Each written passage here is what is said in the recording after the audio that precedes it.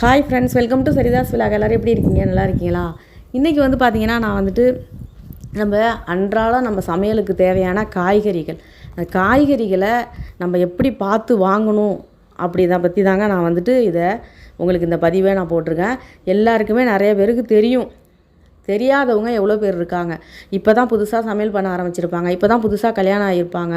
அவங்களுக்கு வந்துட்டு பார்த்திங்கன்னா இந்த காய்கறிகள் பற்றி தெரியாது. சின்ன பசங்களாக இருக்கிறவங்க அவங்க வந்து இந்த மாதிரி வந்துட்டு சில விஷயங்களை காய்கறிகளில் தெரிஞ்சு வச்சுக்கிட்டிங்கன்னா, நீங்கள் ஒரு இடத்துக்கு போகும்போது சில இடங்களில் வந்து காய்கறி வாங்க வேண்டிய சுச்சுவேஷன், வாங்கிட்டு வரணும் வீட்டுக்கு அப்படின்னா, நீங்கள் போயிட்டு நல்லா இது மாதிரி பார்த்து வாங்கிட்டு வந்து வீட்டில் உள்ளவங்கள்ட்ட நல்ல பேர் வாங்கலாம். பாராட்டு கிடைக்கும். உங்கள் மாமியார்கிட்டையோ உங்கள் அம்மாக்கிட்டேயோ யாருக்கிட்ட வேணாலும் உங்களுக்கு பாராட்டு வாங்கலாம். அதுக்கு வந்து சில விஷயங்களை நம்ம தெரிஞ்சு வச்சுக்கணும். அதில் முக்கியமான விஷயம் இந்த உணவு, இந்த சாப்பாட்டுக்கு சம்மந்தப்பட்ட இந்த காய்கறி. அதனால் இந்த இதில் வந்துட்டு எனக்கு தெரிஞ்சதை உங்களுக்கு நான் சொல்கிறேன். அதை வந்து நீங்கள் பார்த்து பயன்பெறணும்னு நான் நினைக்கிறேன். இப்போ வந்து பார்த்திங்கன்னா நம்ம கடைக்கு போவோம், நமக்கு தெரியலன்ட்டாலே போனவுடனே நம்ம என்ன பண்ணுவோம், காய்கறிக்கு நம்ம வாங்க தெரிலனா கடைக்கார்ட்ட போய்ட்டு அண்ணா அந்த காய்கறி வந்துட்டு கொடுங்களேன் அப்படின்னு கேட்டோம்னா, எடுத்துக்கம்மா நீங்களே பொறுக்கி எடுங்கம்பார். இல்லை நான் எனக்கு அது தெரியாதுண்ணா எப்படின்னு, நீங்களே எடுத்து கொடுங்கன்னா அவர் என்ன பண்ணுவார், பாதி நல்லதாக கொடுப்பாங்க, பாதி வந்து அழுவுனது முத்தி போனதுன்னு கொடுத்து நம்மளை ஏமாற்றிடுவாங்க. அதனால் சில விஷயங்களை வந்து நம்ம தெரிஞ்சு வச்சுக்கணும். இப்போ வந்து பார்த்திங்கன்னா நம்ம ஃபஸ்ட்டு வெண்டைக்காவை எடுத்துக்குவோம். வெண்டைக்காவை நம்ம நார்மலாக எல்லாருக்குமே தெரியும், வெண்டைக்காவை வந்துட்டு உடச்சி பார்த்து வாங்கணும்னு. சில இடங்களில் போனாக்கா உடைக்க விட மாட்டாங்க. சும்மா எல்லா வெண்டைக்காவையும் தூக்கி உடச்சிக்கிட்டே இருந்தால் நான் வியாபாரம் பண்ண தேவையில்லையா அப்படிம்பாங்க. அப்படி இருக்கும் பொழுது நீங்கள் வெண்டைக்காவை அப்படி கையில் எடுத்து பார்த்தீங்கனாலே தெரியும், உங்களுக்கு வந்து ரொம்ப மடன்னு இருக்கும் அந்த வெண்டைக்காய். அப்படி இருந்துச்சுனாக்கா அந்த வெண்டைக்காவை வாங்காதீங்க. நம்ம கையில் வெண்டைக்காவை எடுத்தால் அப்படி லைட்டாக அப்படி கையில் அப்படி வளைச்சாலே அது வந்துட்டு சாஃப்டாக இருக்கும் அந்த தோல். அதுவே வெண்டைக்காவை பார்த்தாலே நம்ம கண்டுபிடிச்சிடலாம் இது வந்து நல்ல வெண்டைக்காய் அப்படின்னு. நம்ம எதுக்கு உடச்சி கடைக்கார்ட்ட திட்டெல்லாம் வாங்கிக்க வேணாம், நம்ம அப்படியே பொறுக்கி எடுத்துக்கலாம். ரொம்ப பெருசாகவும் இருக்கக்கூடாது வெண்டைக்காய், ரொம்ப பொடியாக இருந்தால் ரொம்ப பிஞ்சாக இருக்கும். கொஞ்சம் நார்மலாக நடுத்தரமாக எடுத்துக்கோங்க. அடுத்தது வந்து பார்த்திங்கன்னா பீக்கங்காய் வந்து பார்த்திங்கன்னா நீட்டாக இருக்கும். பீக்கங்காய் கொஞ்சம் நம்ம கை சைஸுக்கு இருக்குதுன்னு வைங்களேன். இது வந்து பார்த்திங்கன்னா அந்த அடிப்பகுதி வந்து ரொம்ப கனமாக இருக்கிற மாதிரி இருக்கும். அதை மாதிரி இருந்ததுன்னா கொஞ்சம் குண்டா அப்படி இருக்குதுன்னா அது முத்தல். அதை மாதிரி வாங்காதீங்க, ஒரே நீட்டாக இருக்கிற மாதிரி வாங்கிக்கிங்க, ஒரே சேமாக இருக்கும் அது மாதிரி வாங்கிக்கிங்க. அப்புறம் வந்து பார்த்திங்கன்னா ரொம்ப டார்க்கு கலராகவும் இருக்கக்கூடாது பீக்கங்காய், ரொம்ப வந்துட்டு வெளிர் கலராகவும் இருக்கக்கூடாது. அப்படியே பார்க்கும்போதே கொஞ்சம் உங்களுக்கு வந்துட்டு அப்படியே ஒரு லைட்டாக ஒரு கலராக இருக்கும், பச்சை கலரு. அதை மாதிரி வாங்கிக்கிங்க. லைட்டாக வந்துட்டு அந்த நகத்தால் அந்த இடத்துல இப்படி நகத்தால் அப்படி அழுத்துனீங்கன்னா அந்த இது வந்துட்டு உங்களுக்கு உள்ளே போகிற மாதிரி இருக்கும். அது வேறு இந்த நகம் அப்படி இல்லையா, உங்களுக்கு அந்த பீக்கங்காயில் வந்து இந்த சைடில் தோல் இருக்கும் தெரியுமா, அந்த தோலை வந்து நீங்கள் இப்படி உடைச்சாலே உடையும். பிஞ்சாக இருக்கிறது வந்து நீங்கள் அப்படி கையால் அப்படி விரலால் இப்படி உடைச்சாலே அது லைட்டாக உடையும். அது இல்லாமல் ரொம்ப அப்படியே மொரன்னு இருக்கும். அது மாதிரி இருந்ததுன்னா முத்தல், அது வாங்காதீங்க. அடுத்து வந்து பார்த்திங்கன்னா பீட்ரூட்டு நார்மலாகவே தெரியும். அப்படி கீரி பார்த்திங்கன்னு வைங்களேன், ரொம்ப நல்லா சிகப்பு கலராக இருக்கும். அதை மாதிரி இருந்துச்சுன்னா அது ஊட்டி பீட்ரூட்டும்பாங்க. அந்த பீட்ரூட்டு நல்லா இனிப்பு கொஞ்சம் நல்லா இருக்கிற மாதிரி இருக்கும். பொரியல் இது மாதிரி செஞ்சோம்னா ரொம்ப சூப்பராக இருக்கும். இன்னொன்று வந்து ஒரு பீட்ரூட் இருக்குது, அது இப்படி கீறுனீங்கன்னா கொஞ்சம் தண்ணி மாதிரி தான் வரும், லைட்டாக வெளிர் கலராக தண்ணியாக இருக்கும், சிகப்பு வெளிர் கலராக இருக்கும். அது வந்து நார்மல் பீட்ரூட்டும்பாங்க, அது உப்பு கரிக்கிற மாதிரி இருக்கும்பாங்க. அதனால் நீங்கள் வந்துட்டு பீட்ரூட்டை வாங்கும் போதே கொஞ்சம் அப்படி நகத்தால் லைட்டாக அப்படி சுரண்டி பார்த்தீங்கன்னா கொஞ்சம் நல்லா சிகப்பு ரத்த கலரில் வந்துட்டு அப்படியே வெளியில் அப்படியே உங்களுக்கு பார்த்தாலே தெரியும். அதை மாதிரி பார்த்து வாங்கிக்கிங்க. அடுத்து வந்து பார்த்திங்கன்னா வெங்காயம். மெயினாக வெங்காயம் இல்லாமல் என்ன பண்ண முடியுது. வெங்காயம் வந்து பார்த்திங்கன்னா எடுக்கும்போதே வெங்காயம் ரொம்ப இதாக எடுக்காதீங்க, ரொம்ப எப்படி சொல்கிறது, எடுத்திக்கினாலே அப்படியே கல் மாதிரி இருக்கும் கையில். அடிப்பகுதி இருக்குது பாருங்கள், வெங்காயத்தோட அடிப்பகுதி, தலைப்பகுதி ஒன்று இருக்கும், வால் பகுதி. அந்த அடிப்பகுதி அப்படி அழுத்தி பார்த்தீங்கன்னா அதுவும் கல் மாதிரி இருக்கணும். அந்த இடத்துக்கிட்ட வந்து கொஞ்சம் அப்படியே அழுத்தினோம்னாக்கா கொஞ்சம் அமுங்குற மாதிரி இருந்துச்சுன்னா அது வந்து உள்ளே வந்து உங்களுக்கு அழுகுன மாதிரி இருக்கும். அதை மாதிரி வாங்காதீங்க. வெங்காயத்தை வந்துட்டு நல்லா வந்துட்டு கொஞ்சம் தட்டையாகவே வாங்குங்க. கொஞ்சம் நீட்டு சைஸாக வாங்கக்கூடாது வெங்காயத்தை, கொஞ்சம் நீட்டாக இருக்கிற மாதிரி இருக்கும், குண்டாக இருக்கும் தட்டையாக. அதை மாதிரி பார்த்து வாங்கிக்கோங்க. அடுத்து வந்து பார்த்திங்கன்னா உருளைக்கிழங்கு வந்து நம்ம வந்து இந்த பச்சையாக இருக்கும் உருளைக்கிழங்குல, பாதி வெள்ளையாக பாதி பச்சையாக, அதை மாதிரி பச்சையாக இருக்கிறது காய் வெட்டாக இருக்குது, அது வந்து வேகா வெட்டி அதை வாங்கக்கூடாது. அப்புறம் வந்து உருளைக்கிழங்குல கொஞ்சம் அப்படியே முளைச்சிருக்கும். அந்த முளைச்சிருக்க உருளைக்கிழங்கு வாங்கக்கூடாது, அது சாப்பிட்டா ரொம்ப கெடுதலுங்கிறாங்க, அது வாங்கக்கூடாது. அடுத்து உருளைக்கிழங்கு வந்துட்டு எடுக்கும்போதே கொஞ்சம் வெயிட்டாக இருக்கிற மாதிரி இருக்கும். அந்த உருளைக்கிழங்கை வந்துட்டு லைட்டாக அப்படி சுரண்டினீங்கன்னா அந்த தோல் வந்து அப்படியே பிச்சிக்கிட்டு வரும், ஈஸியாகவே பிச்சிக்கிட்டு வரும். அதை மாதிரி இருந்துச்சுன்னா நீங்கள் போட்டு 2 ஆவிலே வெந்து போயிடும் அந்த உருளைக்கிழங்கு. அதை மாதிரி வாங்கிக்கோங்க.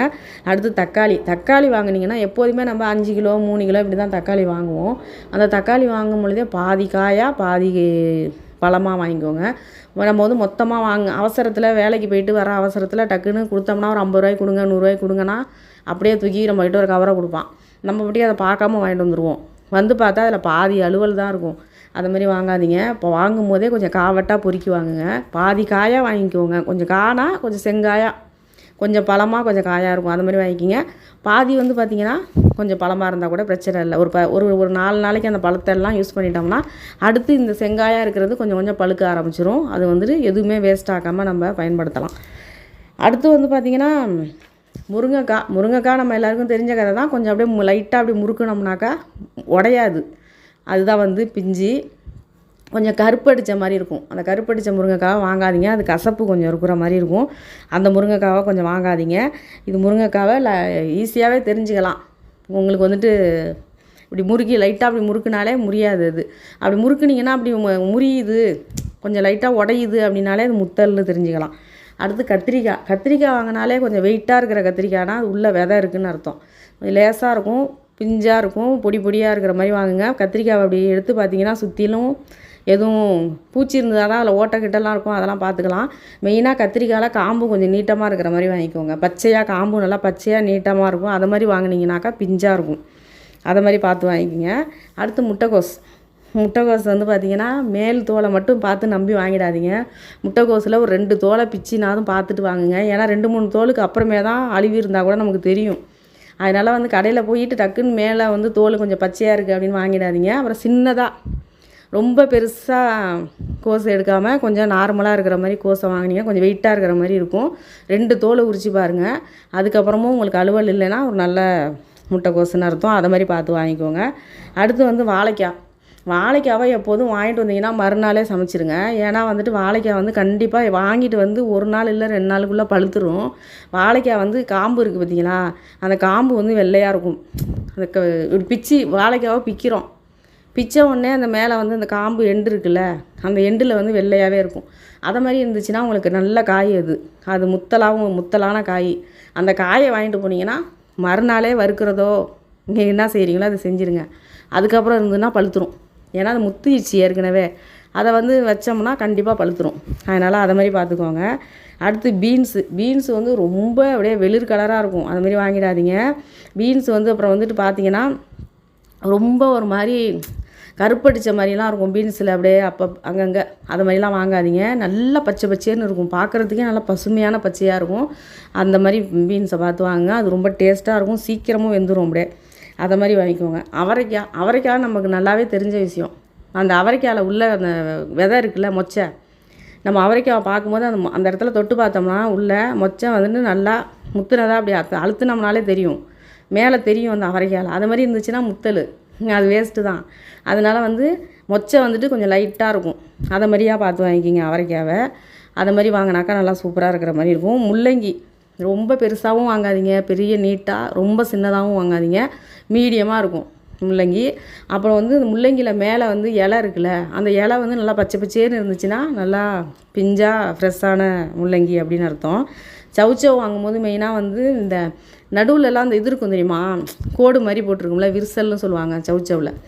அது வந்துட்டு பக்கத்தில் நிறையா இருக்கிற மாதிரி இருக்கும். ஒரு நாள் தொடர்ந்து விரிசல் பக்கத்தில் இருந்துச்சுன்னா அது வந்து முத்தல், அது நல்லாவும் இருக்காது.